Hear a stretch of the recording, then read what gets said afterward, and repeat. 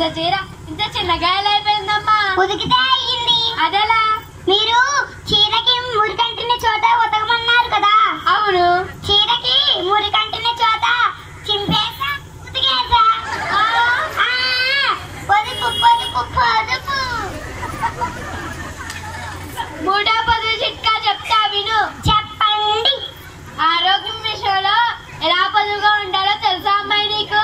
తెలుసయ్యా. ఏం తెలుసు? నేను చెప్తా విని నేర్చుకో. చెప్పండి. నాకు 10 రోజుల క్రితం ఆరోగ్యం బాగాలేదని హాస్పిటల్కి వెళ్ళాను. ఆ డాక్టర్ గారు రోజు కూడా ఇంట్లో వేసుకోమని ఇచ్చారు. ఈ రోజుకి ఈ రోజుకి ఆ 10 రోజులు అయిపోయాయి. నా దగ్గర ఇంకా నా దగ్గర కాదు. మరి ఇంకా ఉన్నాయా? ఆ డాక్టర్ గారు రోజు కూడా ఇంట్లో వేసుకోమని ఇచ్చారా? అవును.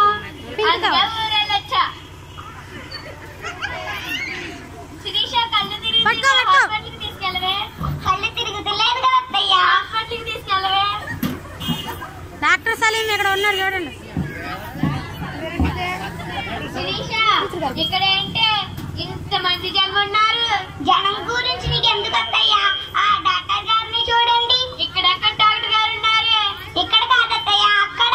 అది డాక్టర్ సలీం గారు పోస్ట్ కదే. ఇక్కడికి వస్తే ఫీజు ఉండదని తీసుకొచ్చాను అత్తయ్య. పొదుపు పొదుపు పొదుపు. ఇంటికి వెళ్దాం పదా. 2 కుర్చీలు ఇవ్వాలరా. ఆగమ్మ ఒకసారి ఆగు. కుర్చీలు అయ్యండి రండి. కుర్చీలు అయ్యండి. ఒక కుర్చీ కూర్చోమ్మా. నందిని కూర్చోవాలి. దా